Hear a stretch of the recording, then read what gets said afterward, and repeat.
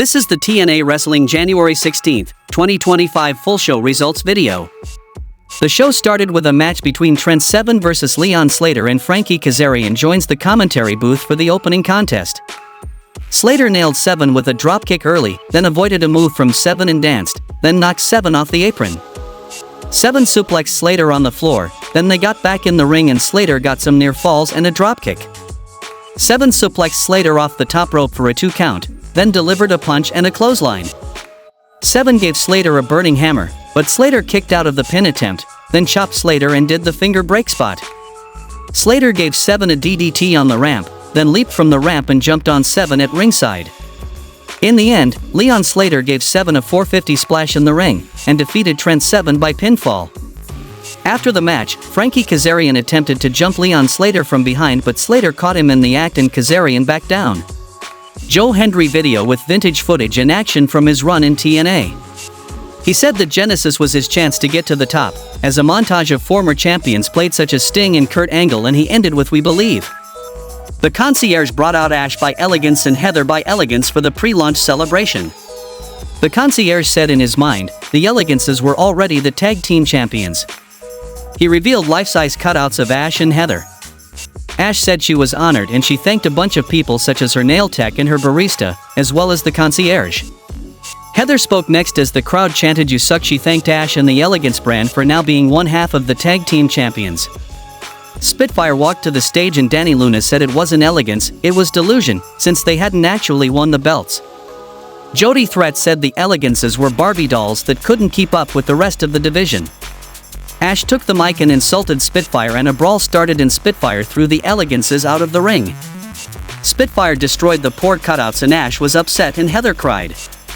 Sami Callihan and PCO are backstage with Gia Miller, and PCO says some gibberish that I couldn't make out. Callihan says he has a PhD in monsters, so he'll translate for PCO, and says tonight 2 monsters go at it with one of the greatest tag teams in professional wrestling history, the Hardys. Callihan says whoever fights monsters must see to it that they don't become monsters. Sami says there will be chaos and unpredictability, and after tonight they are going to Genesis. The next match happened between First Class vs Eric Young and Steve Maclin. Maclin and Young had the early advantage, then AJ Francis pulled the ropes down so that Maclin would fall the outside.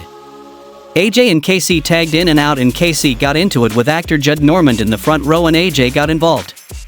Eric made the tag and ran wild on KC, and Maclin dropkicked AJ out of the ring and dove on him. In the end, Eric Young hit an elbow drop on KC to win the match by pinfall. After the match, the System came out on the stage and had a stare down with Maclin and Young. These two teams will face each other at Genesis this weekend. Then we see Rosemary and Masha Slamovich confessional. Rosemary and Masha were side by side in a confessional. Masha said it must have been hard for Rosemary to sit by and see Masha pass her by. Rosemary talked about the Clockwork Orange House of Fun match. Match snippets were shown throughout. This was creative and well done. Josh Alexander and the Northern Armory walked to the ring, and Alexander said there was no way that Santana would be able to go at Genesis. Santana's music played and he walked through the crowd, and he got on the mic and said he was coming at Alexander. He talked about how he went through the System by himself, as well as the Northern Armory, and said he would hit Dallas like a freight train and they would have an I Quit match at Genesis. Alexander accepted and said he would make an example out of Santana, and said that Santana would learn that his place is at the bottom of the card. Santana responded that Alexander would have to look him in the eyes after saying "I quit." Santana said he would be the new standard of TNA. The next match happened between Laredo Kid vs Jake Something. Jake powered Kid over the top rope. Kid fought back and hit Jake with a running forearm. Jake decked Kid after he jumped from the ropes. Kid made a comeback, then landed some kicks and a flipping DDT. In the end, Jake Something gave Kid a powerbomb off the top rope and won the match by pinfall. Then we see a very emotional video package airs for Ace Austin ahead of his match with Moose for the TNA X Division Championship at Genesis. Then we saw a match between the Hardys vs PCO and Sami Callihan, and if Sami and PCO win, they get added to the tag team title match at Genesis. The result of this match was the Hardys defeated Sami Callihan and PCO by pinfall after hitting a Swanton bomb by Jeff Hardy on Callihan. Jordynne Grace comes to the commentary table with her contract for her match with Tessa Blanchard at Genesis and says that Tessa hasn't signed it yet. Grace says she'll leave the contract there for her to sign, but if she no-shows Genesis it wouldn't be the first time. Hendry and TNA World Champion Nick Nemeth both come to the ring to speak one last time before their main event match this weekend at Genesis.